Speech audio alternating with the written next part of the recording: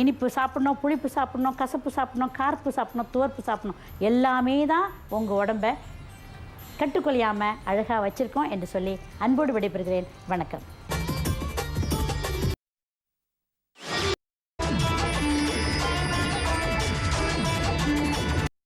பாக்கி மாமா காத்துக்கிட்டே இருக்காங்க உங்களுக்காக நலவியல் குறிப்பு.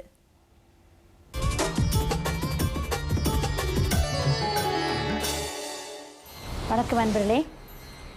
இன்று நம்ம முருங்கைக்காயை பற்றி பேச வந்திருக்கிறோம். முருங்கைக்காய் எல்லாருக்கும் நம்முடைய சக அன்பர்களுக்கும் தெரியுது, நமக்கும் தெரியும். ஆனால் எப்படி வெட்டுறதுன்னு சிலவங்களுக்கு தெரிய மாட்டேங்குது. சிலவங்க அதை பார்த்த உடனே ஐயோ இதெல்லாம் காய் சாப்பிடுவாங்களா, எங்கள் இந்தோனேஷியாலலாம் சாப்பிடவே மாட்டோம், அப்படி அப்படியே முருங்கைக்காய் அப்படியே தொங்கும் அப்படின்னு சொல்கிறாங்க. அவங்களாம் தெரிஞ்சு சாப்பிட்டாங்கன்னா நமக்கு கூட கிடைக்காது போல், அந்த அளவுக்கு அது பற்றாக்குறை ஆயிரும். ஏன்னா இப்போ எல்லார் வீட்லேயும் முருங்கைக்காய் கிடைக்கல. முருங்கைக்காய் வந்து ரொம்ப சிறப்பான ஒரு காய். உங்களுடைய சமையலில் இதை போடணுன்னு சொன்னால் மேலே உள்ளதை இப்படி வெட்டிக்கிட்டு மெதுவாக வெட்டிக்கிட்டுங்க, மேலே உள்ள இதை அப்படியே லேசாக எடுக்கணும். இந்த மேலே உள்ள தோலை தான் அப்படி எடுக்கணும், வெளியே முழுசாக வெட்டி எடுக்கக்கூடாது. அப்புறம் இப்படி எடுத்து இப்படி செய்து இது தோலை இழுத்து இப்படி எடுங்க, இப்படி எடுங்க. அப்போ அந்த கொஞ்சம் நெஞ்சம் தோல் இருந்துச்சுன்னா ஒன்றும் செய்திடாது. அதே நேரத்தில் இதை ரெண்டாக வெட்டி இப்படி வெட்டி ஒரு பாதி வெட்டி கறி வைங்க. அப்போ உப்பு பிடிக்கும். இப்போ நான் எடுத்தது கொஞ்சம் முத்தல் நினைக்கிறேன். எப்போவுமே முருங்கைக்காயில் வந்து முத்தல் கூடாது. முத்தல் வந்து வேறு விதங்களுக்கு பயன்படும். முத்தின காயில் உள்ள விதையை எடுத்து வேறு பெரிய லேகிங்களுக்கெல்லாம் பாய்க்கிறோம். ஆனால் நீங்கள் காய்கறின்னு கறியில் போடணும்னு சொன்னால் இளம் காய், பிஞ்சு காயை தான் எடுக்கணும். அப்படி பிஞ்சு காய் எடுக்கும்போது தான் உங்களுக்கு ஈஸியாக சுலபமாக அப்படியே இழுத்து வரும், நீளமாக வரும் பாருங்கள். இந்த மாதிரி வரும்போது தான் நீங்கள் அதை அதோடைய உள்ளுக்குள்ளே சரியான சத்தை நீங்கள் சாப்பிட்றதுக்கு சரியாக வரும் பாருங்கள். இப்படி நிறுத்துக்கூடியும் வரும். ஆனால் அதுக்காக நீங்கள் வெட்டி போடக்கூடாது, இந்த மாதிரி தான் எடுக்கணும். சரிங்க, இது வந்து எதுக்காக உள்ளது? முருங்கைக்காயை பற்றி, முருங்கைக்கீரையை பற்றி பார்த்துருப்பீங்க. முருங்கை மரம் ரொம்ப சிறப்பான மரம். அதில் உள்ள எல்லா பாகங்களும் நமக்கு உபயோகமாகுது. பிசின் என்ற அந்த கம் வெளியே வர்றது, வேறு, பட்டை எல்லாமே உபயோகமாகுது. அதில் இந்த காய் வந்து ரொம்ப சிறப்பானது, வந்து தாது விருத்திக்கு உள்ளது. இப்போ ஆண்கள் இருக்கிறாங்க வீட்டில், பெண்களும் இருக்கிறீங்க, 2 பேருக்குமே தாது விருத்தி தேவை. ஏனென்றா ஹார்மோன்ஸ் இல்லாவிட்டால், ஹார்மோன்ஸ் குறைஞ்சிச்சின்னா வீட்டில் சஞ்சலங்கள், சிரமங்கள், கஷ்டங்கள், மன கஷ்டங்கள், கணவன் மனைக்குள்ளே புரிந்துணர்வு இல்லாமல் எல்லாமே வரும். ஆக அதெல்லாம் நீங்கள் நல்லா வச்சுக்கிறது உங்களுடைய முறை. இதை வாரம் ஒரு தடவையாவது தயவுசெய்து ஆக்கி அதை சாப்பிட்டு பயன்பெறுங்க. முருங்கைக்காய், கத்திரிக்காய், அவரைக்காய் அல்லது முருங்கைக்காய், வாழைக்காய், அவரைக்காய் இதெல்லாம் எடுத்து 3ஐயும் சேர்த்து ஒரு காய்கறி வச்சிங்கன்னா என்ன ஒரு வாசம் இருக்கும் தெரியுமா? அந்த அவியலுக்கு உள்ள ஈர்ப்புத்தன்மை மற்ற எந்த காய்களுக்கும் இருக்காது. நீங்கள் தயவுசெய்து இதெல்லாம் அருமையாக பாவிச்சு உங்கள் கணவரை நல்லா தேத்தி வருவீங்க என்று நம்பி விடைபெறுகிறேன். வணக்கம்.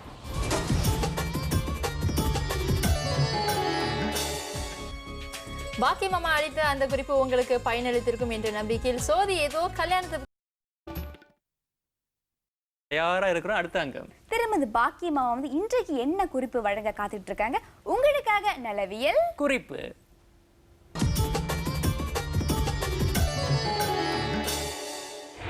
வணக்கம் அன்பர்களே. இது நாகப்பழம், டிராகன் ஃப்ரூட்னு சொல்லுவாங்க.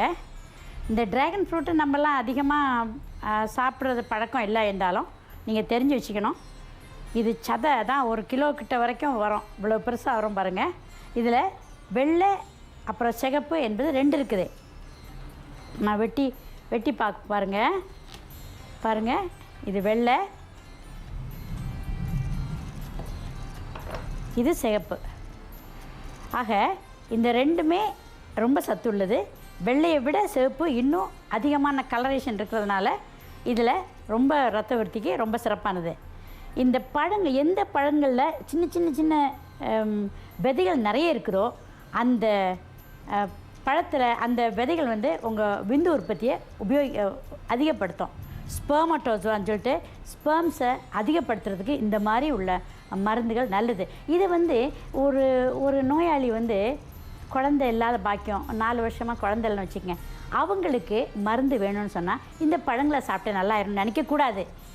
நீங்கள் நல்லா தெரிஞ்சுக்கணும். இது வந்து எப்போவுமே சின்னதுலேருந்தே சாப்பிட்டு வரும்போது அவங்களுடைய ஸ்பெர்ம்ஸ்லாம் ஒரு கட்டுப்பாட்டில் இருக்கும், அவங்களுக்கு மலட்டுத்தன்மை தட்டாது என்பதுக்காக தான் இந்த மாதிரிலாம் பழங்களை கடவுள் படைச்சிருக்கிறாரு. இதை நீங்கள் சாப்பிட்டு பழகணும். இதில் இந்த பழம் இவ்வளோ திக்காக கொழுப்பாக இருக்குதுல்ல, ஆனால் இதை சாப்பிட்டிங்கன்னா உங்களுடைய கொழுப்பு குறையும். கொழுப்பை கட் பண்ணுறதுக்குள்ள சக்தி இதுக்கு இருக்குதான். அதனால் இந்த தோல்லேருந்து ஒரு விதமான சத்து என்சைம் எடுத்து செய்து கெமிக்கல் ரீதியாக அவங்க உண்டாக்கி சொல்கிறாங்க. அதனால் நீங்கள் வந்து இந்த பழங்களை தயவுசெய்து சாப்பிட்டு பாருங்கள். நீங்கள் வந்து உடம்பு தடியாக உள்ளவங்க, ஒபிசிட்டின்னு சொல்லிட்டு தடிச்சிட்டே போகிறவங்க, சில பெண்களுக்கு வந்து மாதவிடாய் வராவிட்டால் தடிச்சிட்டு இருப்பாங்க. 25 வயசு தான் இருக்குங்க, அவங்கள பார்த்தா 3 பிள்ளை பெற்றவங்க மாதிரி இருப்பாங்க. அந்த மாதிரிப்பட்டவங்களுக்கு கல்யாண தடங்கள், மற்றபடி மனசு டிப்ரெஷன், வேதனை இதெல்லாம் இருக்கும். ஸோ இவங்கெல்லாம் என்ன செய்யலாம்டா, இந்த மாதிரி பழங்களையே சாப்பிட்டு வாழுங்க. சோறு மற்றபடி எல்லா ஆகாரங்களையுமே மாவுச்சத்துள்ள ஆகாரங்களெல்லாம் விலக்கிக்கிட்டு இந்த மாதிரி பழத்தில் வாழ பாருங்கள். நிச்சயமாக உங்களுடைய உடம்பு குறையும். ஏனெண்டா நீங்கள் வந்து சாக்லேட் சாப்பிட்றவங்களா இருப்பீங்க, மஞ்சள் மீ சாப்பிடுவீங்க. மஞ்சள் மீயில் வந்து அதிகமான கொழுப்பு இருக்குது.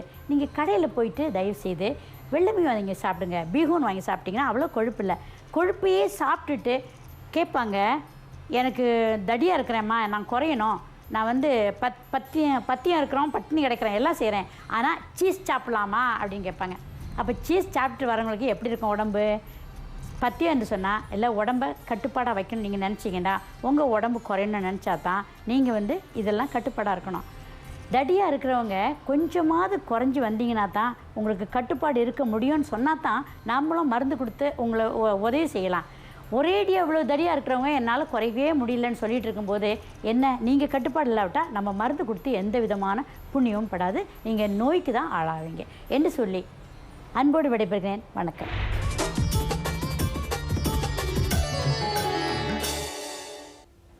கட்டுப்பாடு வாழ்க்கையில மிக மிக அவசியம் அப்படின்னு வலியுறுத்திய திருமதி பாக்கியம் அம்மாக்கு நமது மனமார்ந்த நன்றி. சரி, இப்போ இன்னொரு அம்மா வந்து நலவியல் குறிப்பு வந்து உங்களுக்கு தினசரி சொல்லியிருக்காங்க. அந்த அம்மா என்ன குறிப்பை இன்றைக்கு சொல்ல போறாங்கன்னு உங்களுக்காக பாக்கியம் அம்மா.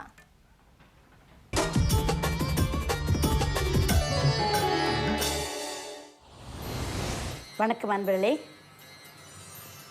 நான் இன்று வெங்காயத்தை பற்றி பேச வந்திருக்கிறேன். மனித வாழ்க்கையில் இந்த வெங்காயம் நெடுநாட்களாக நம்முடைய உணவில் ஒன்றோடு ஒன்று கலந்து இருக்குது. இதில் பல வகைகள் இருக்குது. வெங்காயத்தில் சின்ன வெங்காயம், இது பாருங்கள், பெரிய வெங்காயம் இப்படி சிவப்பு இருக்குது, வெள்ளை இருக்குது, ரோஸ் கலர் இருக்குது. இது பல நாடுகளிலிருந்து வரும்போது அது தன்மையை வித்தியாசமாக இருக்குது. இதுவும் சீனாவுடைய வெங்காயம், சீனா நாட்டிலிருந்து வருது. ஆக தன்மைகள் என்பது ஒன்று தான். இந்த வெங்காயத்தில் என்ன சத்து இருக்குன்னா ஒரு கார சத்து இருக்குது. இது சாப்பிடும்போது உங்களுக்கு கிருமி நாசினியாக அது பயன்படுது. அதனால தான் அந்த காலத்திலேயே ஏழை எளியவர்களெல்லாம் பழஞ்சோறில் தண்ணி ஊற்றி வச்சுட்டு, சோறை தண்ணி ஊற்றி வச்சுட்டு அந்த சோத்துக்கு கடிக்கிறதுக்கு வெங்காயம் தான் தொட்டுக்குவாங்க. ஏனென்றால் அதில் ஏதாவது புழு பூச்சிகள் இருந்தாலும் அந்த நாட்பட்டு அடுத்த நாள் சாப்பிட்றதுல வெங்காயம் வந்து அந்த கிருமி நாசினியாக பயன்பட்டு அதை வெட்டிடுது.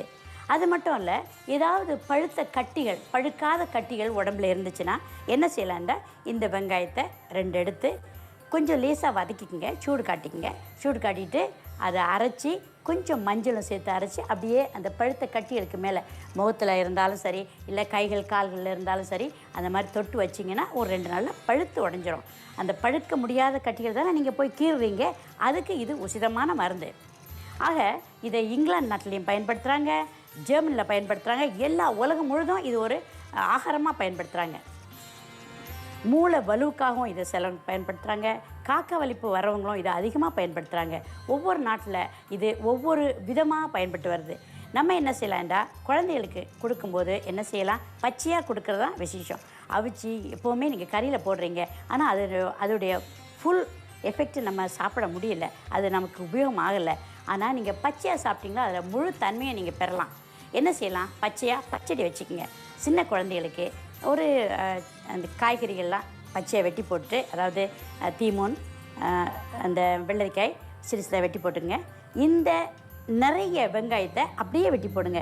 அதில் பெருசும் இருக்கலாம் அல்லது சின்னதும் இருக்கலாம். வெட்டி போட்டுட்டு அதில் கொஞ்சம் உப்பு போட்டு சின்ன சின்ன காய்கறிகள் பச்சையாக சாப்பிடக்கூடிய புதினாவோ அல்லது வல்லாரையோ அல்லது கொத்தமல்லி கீரையோ சின்ன சின்னதாக வெட்டி அரிஞ்சு போட்டுட்டு அதுக்கு மேலே இதை நிறைய வெங்காயத்தை போட்டு அது கூட லேசான தயிர் கெட்டி தயிரை அப்படியே போட்டுருங்க. அப்போ உங்களுக்கு புளிப்பு இருக்குது, அந்த சுவை உரைப்பு தெரியாது, உப்பும் இருக்குது, ரொம்ப சுவையாக இருக்கும். பிள்ளைங்க அந்த மாதிரி பச்சையாக சாப்பிட்டு பழகிடுவாங்க.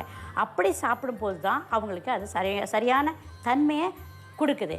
வெங்காயத்தை பற்றி பேசணுன்னா இன்னும் ரொம்ப பேசிக்கிட்டு இருக்கிற மாதிரி இருக்கும். எனக்கு இன்றைக்கி நான் உங்கள்கிட்ட இதோட விடைபெறுகிறேன். வணக்கம்.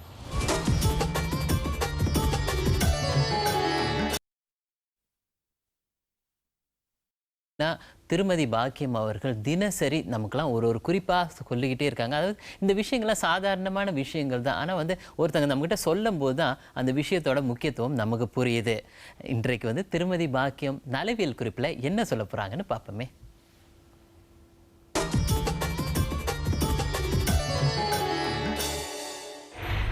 வணக்கம் அன்பர்களே. இன்று சித்த வைத்திய குறிப்பு என்ற முறையில் கேஸ்ட்ரிக் நோயாளிகளை பற்றி பேசுவோம். கேஸ்ட்ரிக் நோயாளிகள்னால் எப்படி வருது அவங்களுக்கு? அவங்க வேளாவேளைக்கு சாப்பிடலை, ஒன்று. ரெண்டாவது, அதிகமான உரைப்பு சாப்பிட்டு அதிகமாக அந்த இன்டெஸ்டினல் ஜூஸை அதிகமாக அவங்க உற்பத்தியாக விட்டுட்டாங்க. அப்போது நீங்கள் அல்லது பல மருந்துகளை மாத்திரைகளை சாப்பிட்றீங்க. இப்படி உள்ள குறைகள்னால உங்களுக்கு கேஸ்ட்ரிக் வருது. ஒரு தடவை கேஸ்ட்ரிக் வந்துச்சுன்னா என்ன செய்யும்? வயிற்று வலிக்கும். அந்த கேஸ்ட்ரிக் வாய்வு குண்ம வாய்வு என்று நம்ம சொல்லுவோம். அந்த குண்ம வாய்வு வயிற்றில் தாக்கும்போது தலைக்கு தாக்கிறோம், தலைவலி வரும். அப்போ தலைவலிக்கு மருந்து சாப்பிடுவீங்களா? குண்ம வாய்க்கு வயிற்று வலிக்கு மருந்து சாப்பிடுவீங்களா? என்னென்னு தெரியாதவங்களுக்கு ஏதோ நினச்சி ஏதாவது ஒரு பெயின் கில்லரை போடுறது, அது இன்னும் வேர்ஸ்ட் ஆக்கி விட்டுரும். ஸோ அந்த வயிற்றில் லேசாக சிராய்ப்பு காயங்கள் உண்டாகி அதுக்கு பிறகு புண்ணாகும் வரைக்கும் நீங்கள் அந்த நோயை வச்சுக்கிட்டே வாழ்கிறத விட ஆரம்பத்திலேயே பார்த்துட்டிங்கன்னா கேஸ்ட்ரிக் இல்லாத நோயாளி இல்லாத வாழ்க்கை நீங்கள் வாழ முடியும். என்னென்ன செய்யலாம் என்றால், நீங்கள் புளிப்பு சாப்பிடக்கூடாது. ஏனெண்டா ஆசிடிக் சத்து புளிப்பு சத்து தான் அபரிமிதமாக பாயுது உள்ளுக்கு வயிற்றில். அப்போ நீங்கள் புளிப்பு சாப்பிடக்கூடாது. உங்களுக்கு உப்பு சத்து தான் தேவை. ஆல்கலைன் ஏதாவது ஒரு ரூபத்தில் நீங்கள் அதை வயிற்றில் போடணும். அப்போ அந்த மாதிரி மருந்துகள் சாப்பிடும்போது அது சரியாக கட் பண்ணுது. இது தவிர்த்து ஊசி மிளகா அறவே ஆகாது. சாதாரண மிளகா உண்டு சாப்பிட்டா கூடயும் பரவாயில்ல. இப்போலாம் மிளகாவில் உரப்பில்லாத மிளகாய் இருக்குது, அதனால் சொல்கிறேன். ஆனால் ஊசி மிளகாய் என்பது அறவே கூடாது. ஊசி மிளகாயை வச்சு சிலவங்க அரைச்சி பாவிக்கிறாங்க, ஏன்னா உரைப்பு அவ்வளோ வேணும்ண்டு. அந்த மாதிரி பாவிக்கும்போது உங்கள் வயிறெல்லாம் சுற்றி வலிக்குங்க, சுற்றி வலிக்கும். என்ன செய்யுது ஏது செய்யுதுன்னு தெரியாது. இதை தவிர்த்து சிலருக்கு இடுப்பு அப்படியே இழுத்து பிடிச்சிக்கும், நரம்பு வயத்துலலாம் இடுப்பு பிடிச்சிட்டு வலிக்கும். ஐயோ இங்கே பிடிச்சிச்சு இங்கே பிடிச்சிச்சின்னு சொல்லிட்டு துடிப்பாங்க. ஆக இந்த மாதிரி இல்லை, நோயிலிருந்து மீண்டு வரணும்னு சொன்னால் என்ன செய்யணும்? நீங்கள் முட்டையுடைய வெள்ளைக்கருவில் ஆல்புமின் சத்து இருக்குது, அதை நீங்கள் தண்ணியை அடித்து குடிக்கலாம். ஏனென்றா சிலவங்க முட்டை சாப்பிட மாட்டாங்க, அதனால் அவங்க அதை சாப்பிட வேண்டாம். வாட்டர்மெலன் ஜூஸ் சாப்பிடுங்க. வாட்டர்மெலன் ஜூஸ் அந்த குளிர்ச்சியை கொடுத்து கேஸ்ட்ரிக்கை இல்லாமல் ஆக்குது. சில பேதி மருந்துகளை நாங்கள் கொடுப்போம். பேதி மருந்துகளை சில அனுபவங்களை மாற்றி கொடுத்து அந்த நோயை மீண்டும் வராதபடிக்க செய்ய முடியும். சித்த வைத்தியர்கள்ட்ட பல மருந்துகள் இருக்குது. வாய்வு இல்லாமல் ஆக்குறது, பித்தத்தை அந்த வாதத்தை குறைக்கிறது, வயிற்றில் புளிப்பு உண்டாகாமல் கட்டுப்படுத்துறது, இந்த மாதிரி பல மருந்துகள் இருக்கிறதுனால நீங்கள் அந்த மாதிரி யாராவது பக்கத்தில் உள்ள சித்தவத்தைகளை அணுகி பாருங்கள். கேஸ்ட்ரிக்கை வச்சுக்கிட்டு வாழாதுங்க. அது உள்ளுக்கு புண்ணு வந்துருச்சுன்னா அப்புறம் குடலை கொஞ்சம் வெட்டி எடுக்கணும்னு சொல்லுவாங்க. அந்த நேரத்தில் வந்தீங்கன்னா முத்தி போன பிறகு யாரும் எதுவும் செய்ய முடியாது. ஆரம்பத்திலேயே பாருங்கள், எந்த நோயையும் முற்ற விடாதுங்க. இளம் வயசுலேயே ஏதாவது நோயினா உடனே பாருங்கள். பெரியவங்களாகி ஏதாவது நோய் வந்துச்சுன்னா உடனே வாங்க, அதுக்கு தீர்வு கண்டு நீடூழி காலம் வாழ அன்போடு விடைபெறுகிறேன்.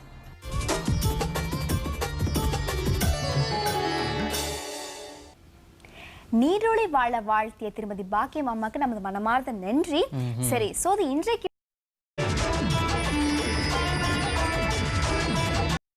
எல்லாம் சர்ச்சையாவே அங்கத்துக்கு போயிருவோம். யாரு காத்துக்கிட்டு இருக்காங்க? திருமதி பாக்கியம் காத்துக்கிட்டே இருக்காங்க உங்களுக்காக நலவியல் குறிப்பு.